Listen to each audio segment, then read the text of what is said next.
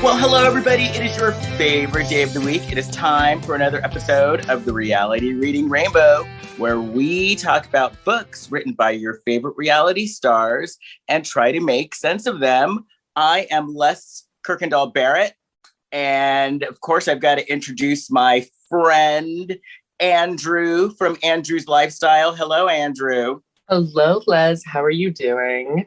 I'm good. I'm excited to talk about this book, because today we are talking about Garcelle's book, Love Me As I Am. And I actually thought that it was a pretty good book. What did you think? I really liked this book. And the thing is, to me, I feel like right now we are being not bombarded, but so much as ambushed with celebrity memoirs from the Bravo universe. Right. At the moment in time. And I thought Garcelle's was just beautifully written, and it didn't seem to me like a cash grab, like a lot of them feel like right now. And she was definitely open. Like, let's start with her childhood. And, she talks about how she was born in Haiti. Her mom, and so she had brothers and sisters, but it was like, I guess her brothers and sisters and her mom were her dad's second family. Did you read that part? Yes, I did. And so, she talks about how her dad abandoned them at an early age. And what did you think about that part? Well, I thought it was very candid and open, because if we see her on the show, she's starting to talk a little bit more about her family life right now. And I think that was in preparation for her to gear up for the book, because she's finishing writing it and she's definitely done writing it by the time we're seeing her currently on the show, because she's getting ready for her book launch. Right. But I mean, I think she's showing more of herself in more of an open way that we haven't seen on the show. We're not just getting, like when I was reading Lala's book, I felt it was this, which is in my opinion, they're two terrible books. I really don't like them. But when we were, and to me, that was very it was the same Lala we got on the show.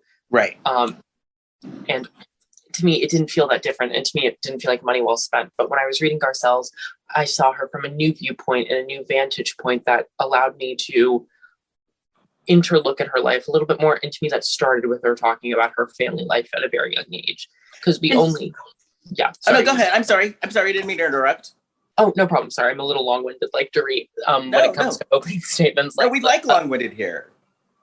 But we see the highlights of her childhood on the show, and we don't always see the lows of her childhood. So I just think it's just so refreshing to see her be as open and honest as she says she is on the show.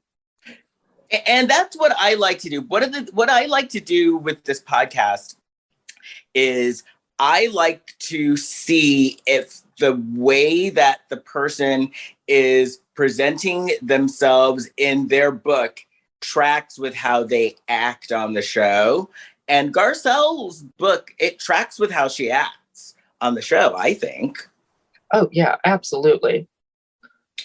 And one of the things, and I definitely understand her better, because I like when she touched on, she's like, since I was a little kid, I've always asked questions, and I've always been blunt about the questions I ask. And it's always got me in trouble. And on the show, she's the one that stirs the pot and asks questions that are sometimes, I don't know about you, but sometimes she'll ask a question and I'm like, oh my God, Garcelle, no. I think back to the first season when she was sitting down with Sutton and she was like, so Sutton, how'd you get your money? Yeah. It was like that. That's when I was reading that part, that's exactly what I was thinking of. I was like, oh my goodness. Yeah.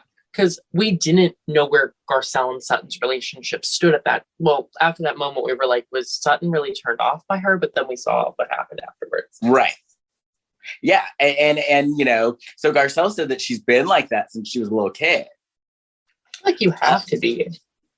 Right. Yeah. Well, no, you don't have to be like that. You don't have to be. But I think that if you're someone who's so inquisitive in their adult life. I feel like you just don't become that way overnight. I feel like you are that way from like when, in her case, when she was a little girl. Right. And then it sounded, her dad sounded like a dick, actually.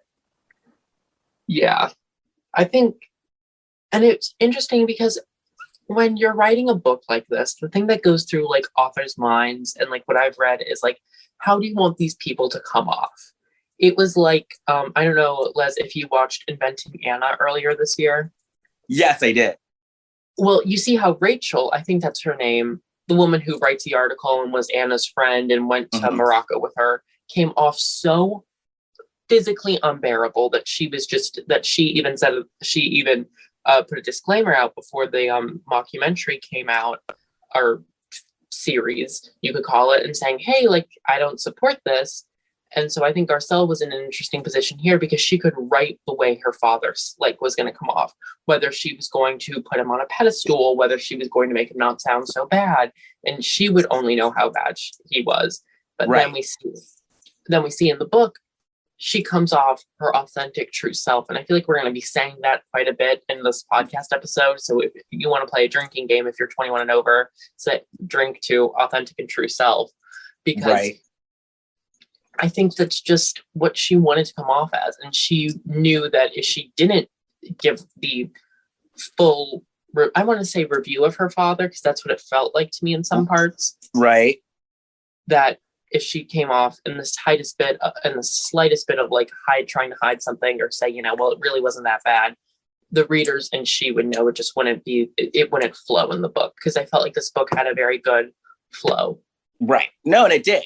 It did. And now full disclosure, I actually listened to it on Audible because I was traveling cross country and I drove. And so I listened to it as I drove, but it was a good listen. And she did the reading, by the way. So that was kind of cool too.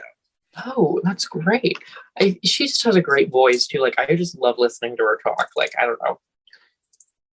Love that. Right. And so then, the story, what did you think about the story about how she ended up in America?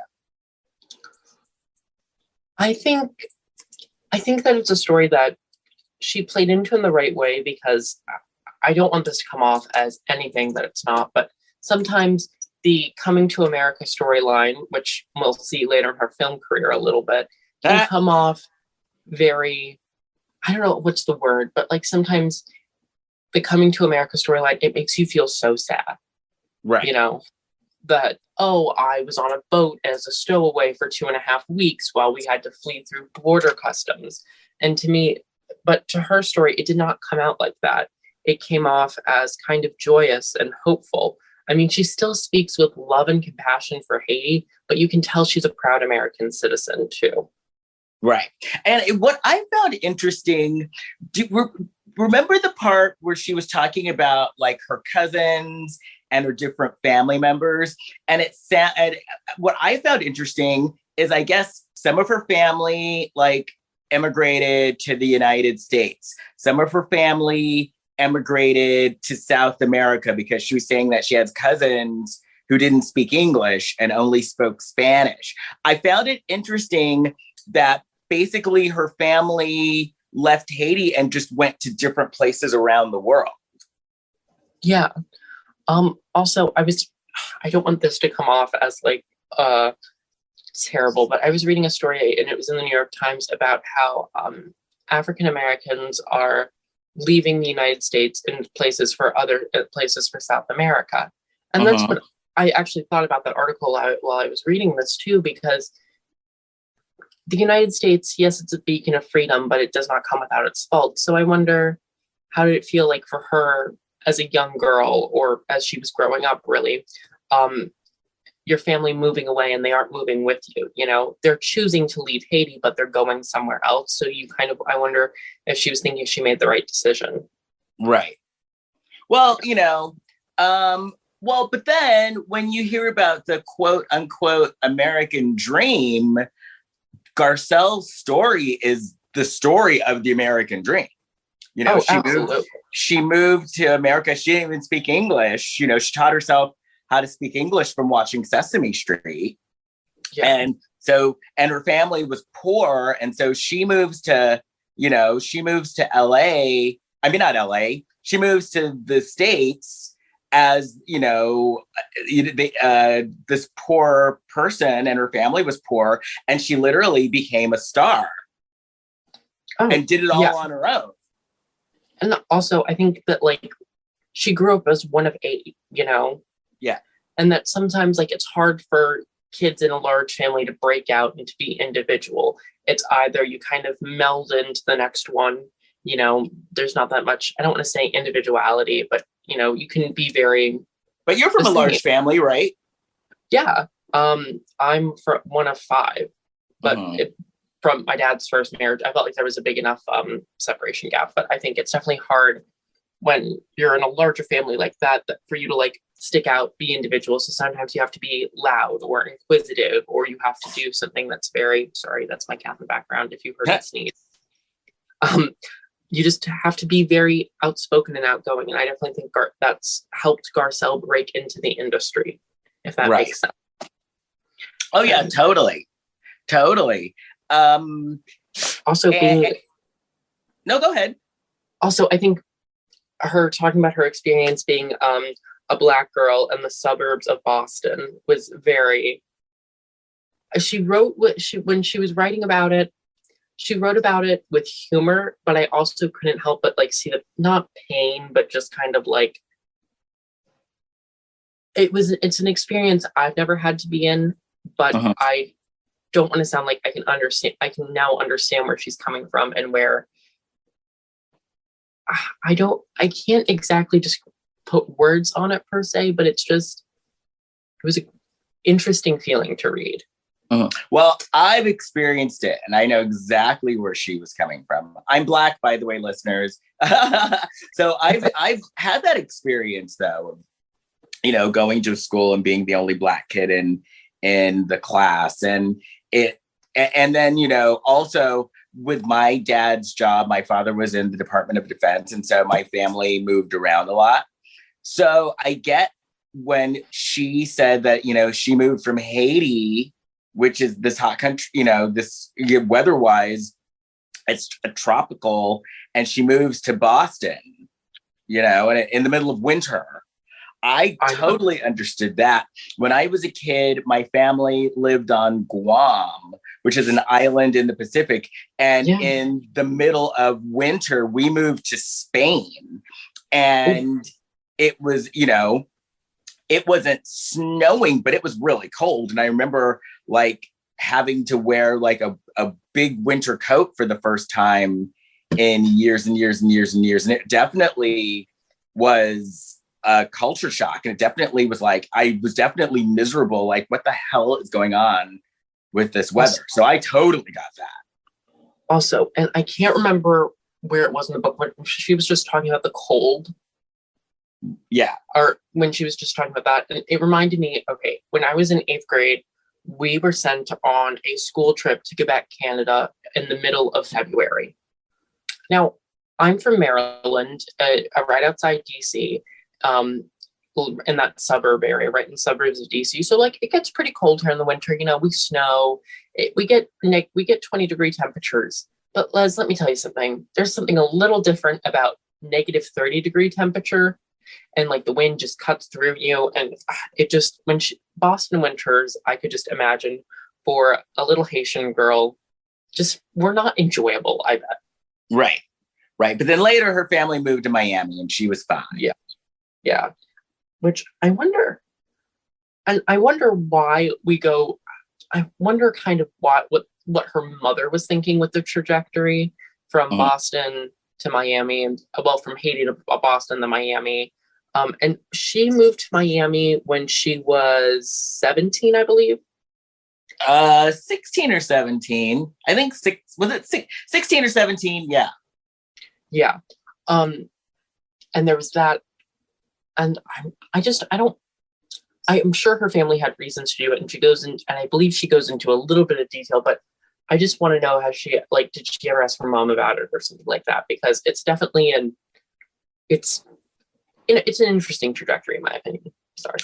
Well, and it ended up working out. And I can see, moving to the States and not really understanding, because unless you're from here, you don't understand how big the United States is. I've met people from Europe who were like, oh yeah, so we're going to go to like New York City one day, and then we're going to do a weekend trip to like California, and then we want to go down to Washington, D.C. And I'm like, you're going to be here for a week. You can't drive that. You can't drive everywhere. You can also, Amtrak's not your best option.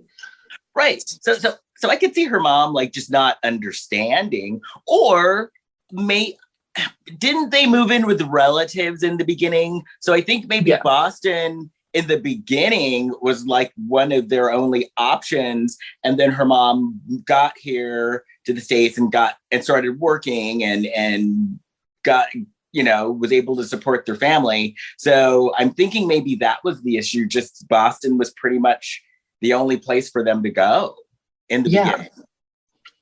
Yeah, absolutely. That's what it sounded like. But, I wanted to, I don't know what else I could say about that, but yeah.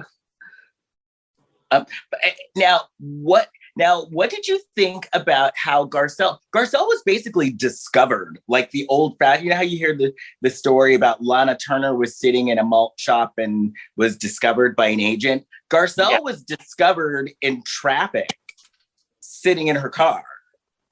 Yes. Could you imagine just sitting at a red light and then like an agent turns over and like, oh, you're beautiful. Oh, you're beautiful. And I think funny that you mentioned Lana Turner, but I was thinking how like today we just don't have celebrities like that anymore. I mean, I don't know if if you look at like any of this show, any of like the top actors and actresses right now. Well, you're an actor. You probably know what I'm talking about. But like nepotism babies, I feel like it's like this year's hottest trend in acting casting and like movies and things like that. All it takes is, someone you don't even think is, like Julia Louis-Dreyfus, for example. She's funny. You saw her on Saturday Night Live, and you saw her on Veep and Seinfeld and all that things. You forget that her father was literally one of the richest men in the world. Like, right. But you know what I think, though, and this is like in my experience and from what I've observed, nepotism only gets you it does get you in the door. And it does get you to a point, but it only gets you so far. And then you got to have the chops to back it up. Like Julia Louis-Dreyfus is talented and hilarious, and she has the chops. Because for every Julia Louis-Dreyfus, there are 10 other people or socialites who got into the door because of who their dad knew, who got their first few roles because of who their dad knew, but didn't have the talent and petered away, Yeah. So with the nepotism thing, it totally happens, but it doesn't, that gets you in the door, but that doesn't keep you there, Yeah. And please do not mistake me just calling Julia Louis-Dreyfus a nepotism baby. I love that woman more than anything. No, and I didn't take it. I didn't take it that way either. Good. Okay, good. I just want to make reference to all the listeners. I don't think anybody took it that way. I've said worse. I've said way worse. But then what I thought was cool too was this was a time when there weren't that many African-American models, and Eileen Ford, who ran one of the most famous agencies in the world, believed in Garcelle so much that she had Garcelle, because Garcelle was underage, she had Garcelle live with her in her house and took care of her, basically. Yeah. And I forget which agency she wasn't signed with Wilhelmina. It was Eileen Ford. The Ford Eileen agency. Ford. Sorry. Watching Housewives, you get confused about which modeling agency is which. I'll be honest. Sorry. Right. Yeah. And what did you think of her? Okay, so this one surprised me because Garcelle had an experience with Bill Cosby and was the Sambuca. Lucky. What did you think about that? I think the fact that, okay, I think I said in the preview to this episode that my mom worked on the Bill Cosby case or something like that. And she did. And so whenever I hear Bill Cosby and I hear any story about a female or anyone who crossed paths with him, my heart just immediately sinks. And the fact that she was still so new and she is beautiful and was so beautiful at the time. She's, the phrase black don't crack. That is true, Garcelle. That is true. And I was just sitting there so scared. I was like, I had to take a break from it for a minute too when I was reading about that, because you look back at all those times and then you think for a second and you think, oh my goodness, the amount of stress that she must have or guilt she must have felt when the Bill Cosby allegations came out, because you think for a second, why was I the lucky one? Why were these girls hurt?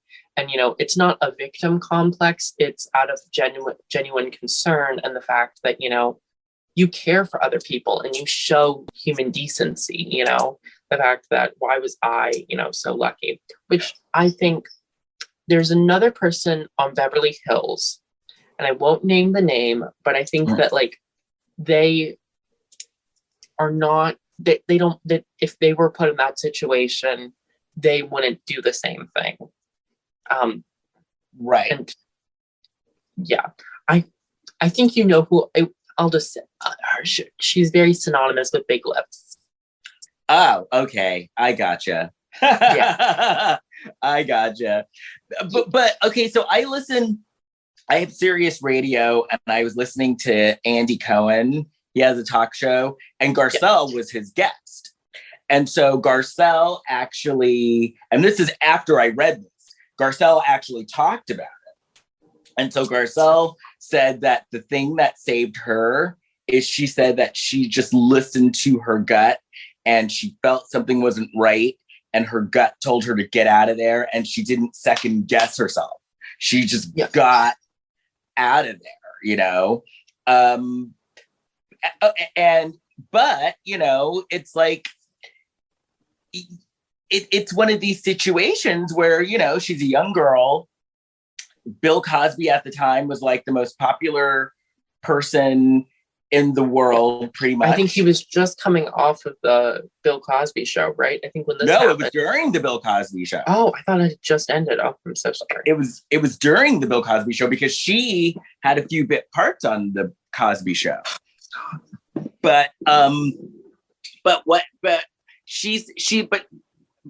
as a young girl or as a young person, period, by her leaving, honestly, it was brave of course for her to leave, but it was brave in a different way because, when you're new in Hollywood or New York or wherever, you're afraid that you're going to piss a high-powered person off, and you're afraid that it's going to ruin your career.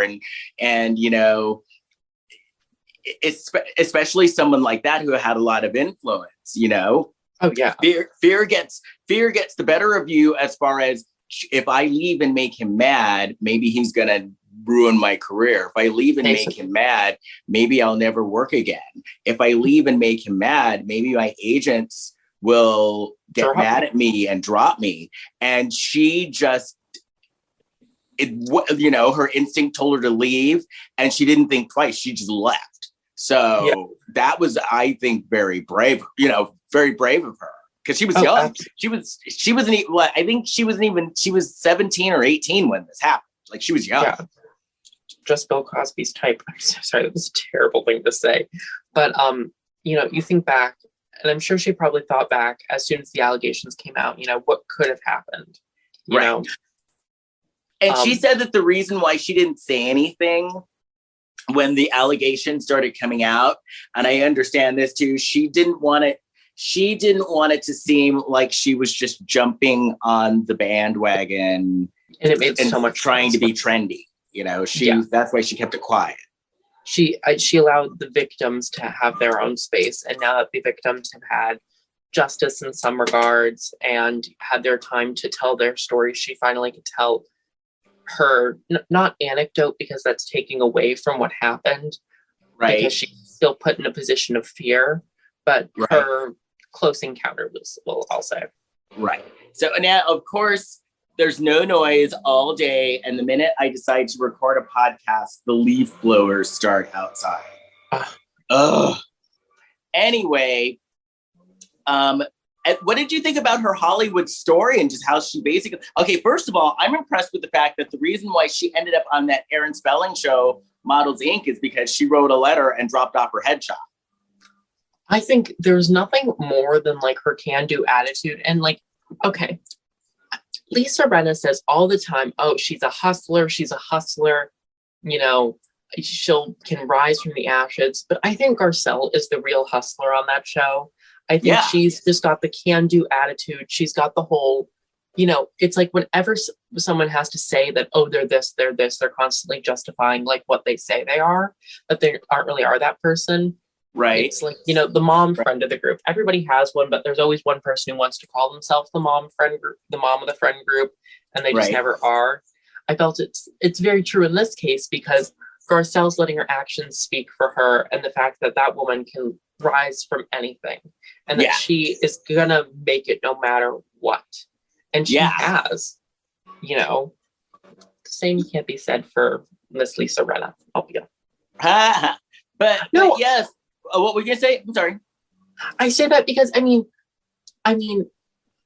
Garcelle knows her worth in a sense, and that's what I think a real hustler is. When someone knows their worth and knows how, hey, this isn't, you know, my dream job, but this is going to help my career. When Lisa Rinna is now kind of boxed into QVC and diapers and soap operas, Garcelle is diversifying her portfolio with the Real Talk show, you know, which is a great stepping stone for something more in not investigative journalism, but something like The View or something like that. Or she could start something, investment properties, you know, something that really diversifies yourself and putting your hand in different pots. Well, eggs in different baskets is a better analogy. And let's talk about The View, because she actually auditioned to be a co-host on The View, and they weren't very nice to her. Allegedly. Yeah. And I think The View when The View originally started and Babs was still on there, Miss Barbara Walters, I think it was a completely different climate than it is now, where The View was doing more, I don't want to say, it was like an extension of the morning shows. You know, it was the extent of not just fun, kitschy hours, it was the news. It was interesting talks that were done at a not domestic level, but it was at, you know, an appealing level for stay-at-home moms or someone who was at home during the work hours or school hours, you know. But now I feel like today, and I don't want to say Garcelle's too good for the show, because I don't think anybody's too good for anything, but I think that it's gone in a different direction where it's become politicized and they want to get people on there for shock value. And I've heard and I can't say this is true, but I know there was a guest, well, when Condoleezza Rice was most recently on, she said that there were talking points that the producers wanted her to hit because they knew that tomorrow's news cycle would pick up that former Secretary of State Condoleezza Rice said on The View XYZ controversial things. Right. And she's not the only one with an isolated experience like that. If they get someone who's semi-controversial or who could be coerced into saying something that would make the headlines tomorrow, it would happen. And I think they acknowledged from Garcelle at the very first round of the audition process that she would bring ratings, but she wouldn't fall into the View mold. Right. Yeah. Right. I'm actually going to be quiet for 1 second just to get this noise so then I can go back and erase it later. No problem. Okay, I got it. This is so annoying. It's so annoying. I hate the leaf blower. Anyway, so Garcelle, she was married twice. Her first marriage, she was very young. She got pregnant soon after they started dating with her son, Oliver. So they got married, but it didn't work out. And then she met her second husband, and she had fertility issues. What did you think about that chapter when she's talking about her fertility issues? Well, I think for a second about, as we're recording this, I believe we are, if it came out on Friday, today is Tuesday, it's been 4 or 5 days since the Supreme Court decision to overturn Roe v. Wade and Planned Parenthood v. Casey. And I think a lot of people, and I don't want to get political on here, but it does have a huge implication for IVF and anal fertilization and artificial insemination. And so I think back to that. And then I also look at how vocal Garcelle is being right now and how she's acknowledging that it's not just abortion at stake. There's a lot of other things to do with reproductive rights that this means. And now, and then reading the book and hearing her experience with her fertility issues and all that things, it makes so much sense where she's coming from right now. And it makes sense, and it makes me, I can't even describe the feeling for her at that moment, but because I'm not a woman, I won't pretend I can understand their issues, but fertility is such a personal thing. And I know some people, and I know in some memoirs, they will just completely neglect it and just say, oh, we had a couple problems, so we did IVF, but again, it's staying true to that real self that she is and how real the book was. That I did, and I went through these issues, and this is what I tried. And so with her son from her first marriage had drug issues, but he's better now and has a family of his own and is working for Lisa Vanderpump. Don't you think that's funny? I think that's the funniest thing in the world, because I think, okay, now this is just a couple rumors, but with some conviction, I can say, because I do want to give the listeners a little bit of tea about Beverly Hills. And another thing, so listeners, we actually, for our Patreon listeners, we have an after show. And in our after show, we'll be, Andrew will be spilling tea. So keep that in mind. If you want more tea, become a Patreon member. Anyway, back to your tea. Well, yes. So the whole Beverly Hills, Kyle has teased this season that she is going to be leaving Beverly Hills, and for a myriad of reasons, but one, the implications on her family life. Now, also, as right now, I believe it was announced on Sunday or Saturday that the agency, her husband's real estate firm in California in Los Angeles is going to be getting their own Netflix Selling Sunset type of show with her 2 daughters. I believe it's Alexia and Farah. Now, something to understand about that is Netflix will make her probably sign, if she wants to appear on the show, or any of them want to appear on the show, they're going to probably have to sign a non-compete clause. Oh, true. Which means very true. She is probably not going to be coming back to Beverly Hills next season, or if she does, it is going to have to be a lot of money or a friend role, because she can't show her husband at the very least, and 2 of her daughters. True. I didn't even think about that. So I think she's gearing herself up to leave Beverly Hills. And we know that she will definitely not come back if LVP comes back, because LVP has some unfinished business with Kyle. So LVP, I bet you, in the next 2 seasons is gearing a comeback, because she knows if Kyle is not there, there's really no one. And if she has friends, and she's already, and if something, and LVP and Garcelle are friends. They're friends. And also, do you want to know something crazy? Sutton and LVP have been friends ever since Sutton first moved to California. Okay. No, that makes sense.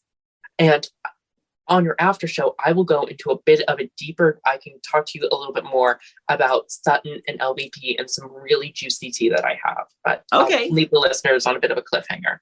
Okay. Well, Patreon, hey, that's an incentive to join our Patreon. But no, and I'm looking forward to that tea too, because I don't know what tea he has either. So it's gonna be news to me too. And it's all fact checked and verified. So Garcelle's second divorce got a little messy. Messy to say the least. Like, they're friends now. They get along now and they're friends. But it got a little dicey for a minute. Little dicey. My goodness, that poor girl was driven through the mud. Now, Liz, I have a question. Did you ever watch the WeTV show, Joan and Melissa, Joan Knows Best, I believe it was called? Oh, yeah. Yeah. Yes, I did. Okay. That will help. Okay. Do you remember? No, please keep it. I know she has said some incredibly problematic things, but Joan Rivers is my favorite comedian of all time. I love her. She basically paved the way for female comedians. So please know when I speak about her, I definitely have my rose-colored glasses on. But they had a television show, and Melissa was dating this real, terrible guy at the time. And I forget his name because it's been a while since I've seen the show. But I think I think his name was Jason. Uh-huh. And he wasn't he was not the father to her kid, but he was like a stepfather. They were everything short of married. They were together for 6 years, and it came out on TMZ that, she literally had no idea, and she found out on the show that he was cheating with her on people from Craigslist, random Craigslist hookups back when Craigslist had the dating feature, which they don't anymore. So there was that, and she literally found out, and she threw his computer into the pool of her Malibu, beautiful, gorgeous home. And I think back to that moment, and I kind of saw the similarities, and it made me almost wish, and this kind of happened around the same time, which made me think that Melissa and Garcelle would just make such great friends. That's what I was thinking about when I was reading this part, because they could brunch over coffee about their terrible ex-husbands, and how they were, not ex-husbands in Melissa's case, but, partners and cheating. And I hoped for that. And then I bet Melissa would make a great housewife. I had been saying that for years. Okay. And Melissa says she has approached Andy, but Andy said they could not afford her. And that's probably true. That's probably true. Also, and Melissa's more of an EP. Melissa has EP'd so much reality television. She's EP'd things that you just wouldn't expect. She even did a couple episodes of the Kardashians, because when she was at EP. Could you imagine, though, Erica trying to mouth off to Melissa Rivers? That would not happen. I would die. Okay, Bravo, in the slight chance that you listen to anything I talk about or anything I do, if we're giving Sonia and Luann a spin-off show about the Simple Life, which is going to be the most asinine thing I've ever seen, please find somewhere in the budget to hire Melissa Rivers to be on Beverly Hills, because I, for one, would like her a lot more than I like Diana Jenkins. And I think she would fit in better with the group. Now, what's the tea on it? So, or maybe we should save this for the Patreon too, because I was going to see since you get a lot of the scuttlebutt, what is your scuttlebutt about Bravo and how they feel about Diana Jenkins? But save it, or actually give a little tidbit, but save the real details until Patreon. But have you gotten wind of how Bravo is feeling about Diana Jenkins? They're listening. Allegedly, they are listening to viewers' complaints about the fact that she just doesn't fit in with the friend group. That she's a racist. Oh yeah, absolutely. We're going to save that for the Patreon, but I've got a couple tales. I have a friend named Freddie, who Freddie's reality. It's Freddie. I think it's Freddie's reality tea or diamond tea or whatever. He has a great YouTube channel, and I advise you listen to him. But me and him talk about Diana, and he's got some insight, and we've talked about our experiences, because I knew someone who tried to get into the London social scene while Diana was the headmaster at that time. So we can talk about that more at the after show. But this woman is basically is terrible, a racist, vile woman. And by me saying that, you were probably going to get blocked by her now. So sorry in advance. Well, after what she said about, how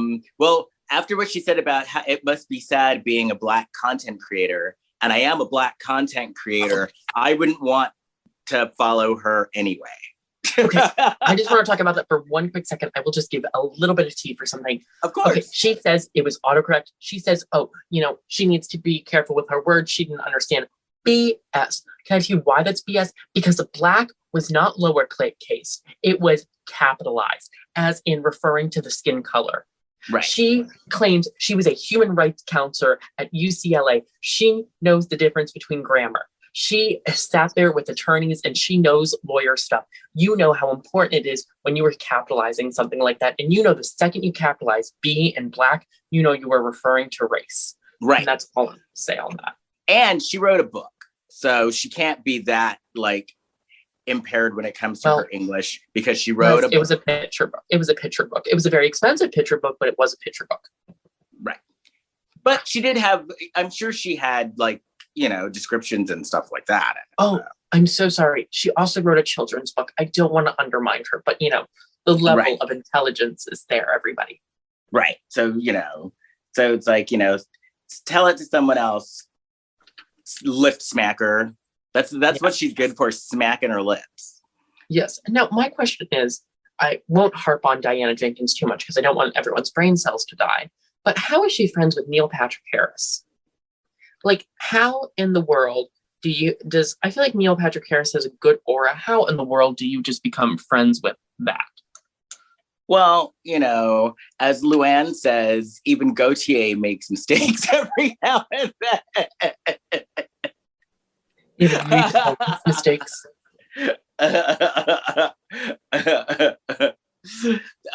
So the part that I was kind of like, oh, Garcelle, I didn't need to hear about this. And we don't need to talk about it much. Garcelle goes into detail about her sex life. I was like, Garcelle, I don't need to hear about this. Okay, which made me think for a second, and I'm just going to talk about that.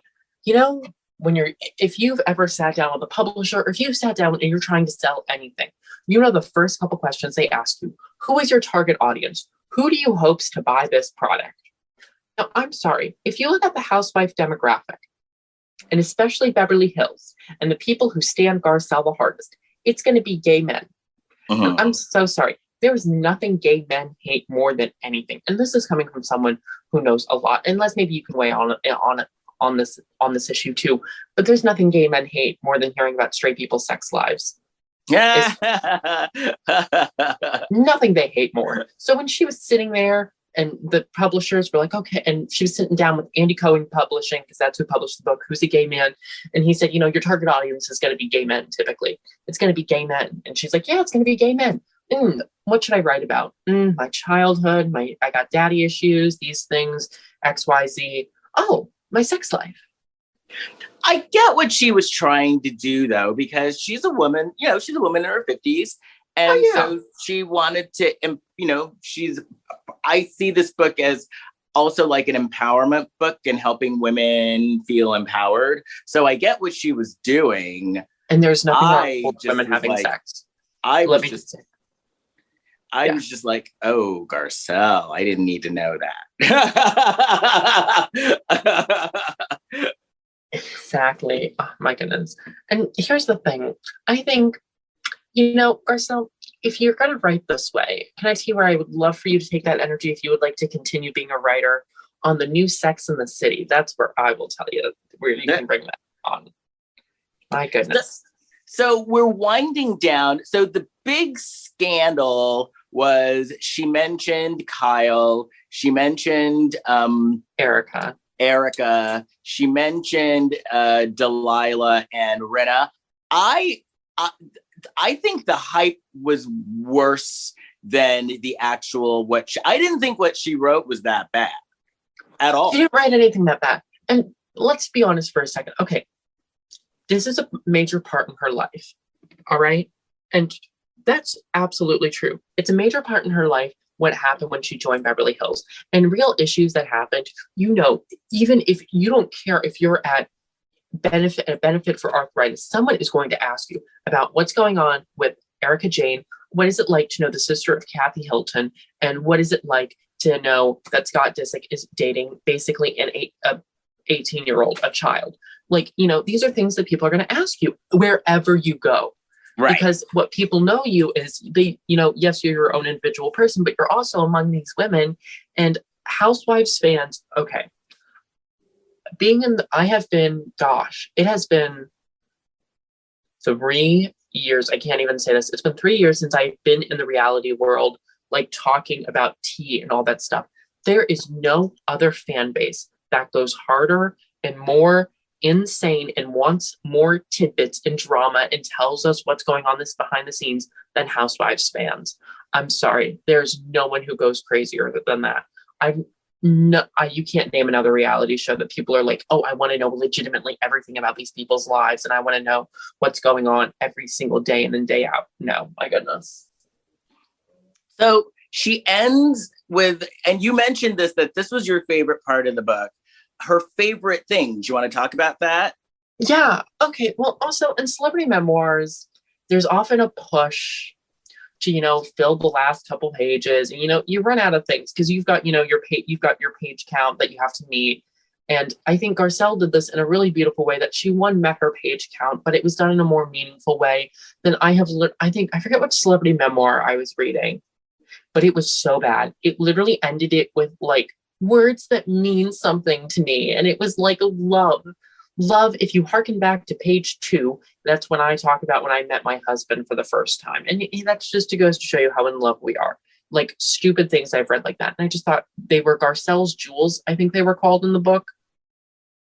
I'm so sorry. I read this book. Yeah. I read this book at like 2:00 in the morning, please. Yeah. And didn't have the best memory retention of it. Because it was at 2:00 in the morning. And I just thought they were really beautiful, intimate moments. It was really well done, I think, coming from like someone who likes publishing and likes the whole nuance of writing a book. I like that. Yeah. So this is, we're winding down. So what did you think about the book? Did you like it? And did you think that the book was true to Garcelle as far as the way that she portrayed herself in her book is the way that she portrays herself on the show? Absolutely, to all of those questions. And I hope I made my stance perfectly clear. I am not so much a Garcelle apologist as much as a lover of Garcelle. I think this book showcased how true and unique she is as a person, as well as a housewife character, because like I said at the very beginning of the episode, I feel like right now we are being bombarded with Housewives books. I've read a couple of them apart from Garcelle's. I've read Dorinda's. I've read that were recently published, and then I've also pre-ordered Heather Gay's Bad Mormon. Do I have that yet? I have to see if I've taken delivery yet of it or not. And a lot of other Housewives books, but to me, this one felt the most true, and one that, again, it was an extension of her character. It didn't feel like anything like it wasn't. And like Lala's book, or what's the other one? Shoot, on Vanderpump, Stassi. Sorry, I got Stassi and Lala confused. I said back at the episode who wrote 2 books, it was Stassi I was talking about. Lala's book, I read it, but it wasn't, it just kind of blended together because it didn't feel like it was her personality. But this one, I thought it was Garcelle's. It was thought-provoking, and I think even if you weren't a fan of the Housewives, if you just like the ins and outs of Hollywood, I feel like you would like this book. Yeah, and I agree. I really like this book a lot, and it was consistent with how Garcelle acts on the show. It was definitely consistent. One thing I want to say is, both me and Les have read Erica's book, and I think exactly. But if we're going to I want to compare these 2 housewives together, because if you take away Erica's fame and money, they both seem very similar in their trajectory of fame. I think it's fair to say. Erica's was, again, but if you factor in Erica's was fueled by her orphan widow stealing husband, that's what bankrolled her career with being with Flo Rida. So I think you take those things apart, and then you take the books and you see how Erica's was truly only enjoyable to housewife audiences. I never would meet someone who would be like, oh, if you go to a Barnes and Nobles and you put those 2 books by the side, I think Erica's book is even out of print now, but you take the 2 books, you put them in a stack together, and you let just random shoppers go into a Barnes and Nobles. Yes, Erica's book is going to sell a couple to the people who know her from Housewives, but you look at Garcelle's, and I just feel like that would sell so many more copies because even when you were reading the dust jacket little pager about it, it was interesting, it was thought-provoking, and it appealed to a wider audience than just Housewife listeners, which was incredible. I agree. And this is a good place to end. Well, sorta. We're going to end this part, but then you and I are going to now record our Patreon episode where we will have more tea. So, yes. and you know, if you want to hop on Patreon, you can do that. And this is, put it this way. You don't need to donate a lot to be a member of our Patreon. You don't need to donate a lot. Like, I think the lowest is like $2 or $3, and we're happy with that. But, you know, I know times are tough for everyone. So if you don't have that $2 or $3, then just listen to this one, because your presence is our present at the end of the day. Yes. So that's patreon.com, The Reality Reading Rainbow. And if you want to find me, you can find me at my website, leskirkendallbarrett.com. Or you can find us we have a Facebook page, The Reality Reading Rainbow. Or you can follow us on Instagram, The Reality Reading Rainbow. And we always take book suggestions. And I will continue to say some of the best books I've ever read on this podcast were listener suggestions. House of Hilton, listener suggestion. The Danielle Staub book, listener suggestion. So please, if you suggest a book, as a matter of fact, this book was a listener suggestion. Garcelle's book. And it, once again, was a very good book. So keep the suggestions coming. And Andrew, how would we find you? You can find me on Instagram at Andrew's Lifestyle. You can also _RH. You can also find me on YouTube at Andrew's Lifestyle. No RH, but just I've got some great stuff. And I am going to plug Les's Patreon on there just for another second, because creators, they often, sometimes with podcasting especially, it's a little hard to continue the motivation to do it. And for Les to do it week after week, episode after episode, is truly an inspiration. And give Les's Patreon. Maybe you do it for a month just to show his support. But again, it's only $2. If you can't make it this month, that's absolutely fine. We get it, times are tough. But again, or if you give Les a message, that's honestly one of the most meaningful things I've ever received, is when people reach to me on DMs and say, I would love to do it. I love your content so much. Please, thank you so much. And when they write those paragraphs, those are always so touching. So again, if you can't afford Les's Patreon, give them a message. That always means so much and gives every creator I've ever met, just more of a longing to do it more. Thank you, Andrew. And Andrew's going to be here a lot.